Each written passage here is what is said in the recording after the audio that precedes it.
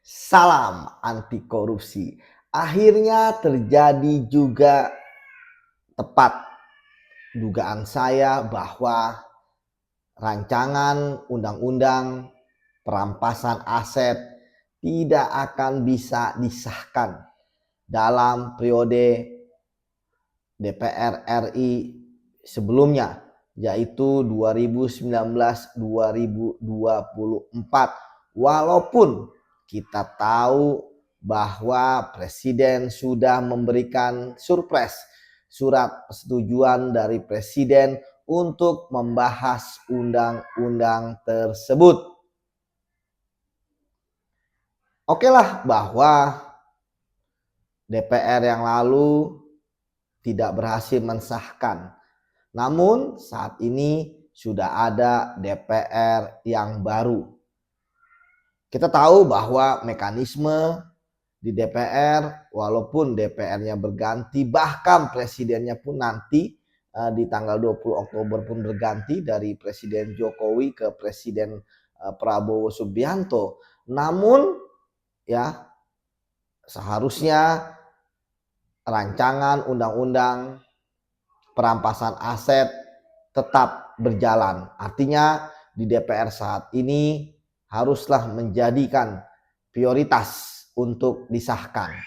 Karena pentingnya RUU perampasan aset ini disahkan demi membantu upaya pemberantasan korupsi, terutama dalam hal satu, memiskinkan para koruptor.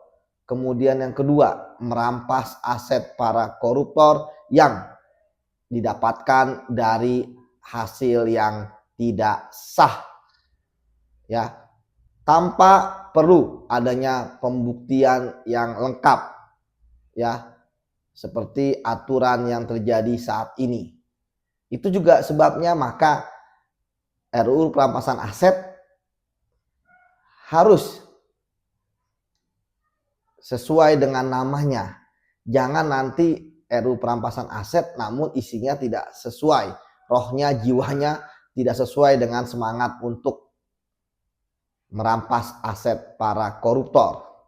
Nanti isinya ternyata hanya sama bahkan dengan yang sudah ada.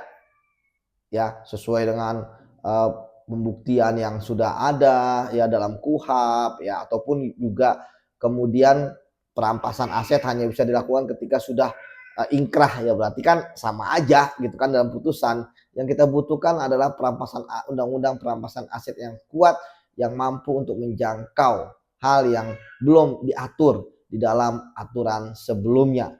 Karena apa? Karena filosofisnya koruptor itu takut untuk miskin. Mereka berani di penjara.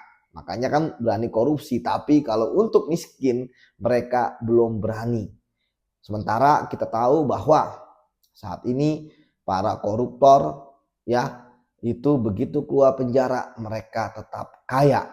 Bahkan mereka masih mau tampil ke publik ya, bahkan ingin mendapatkan jabatan publik, dan sudah terbukti ada beberapa yang mendapatkan jabatan publik baik yang diangkat ya maupun yang melalui pemilihan.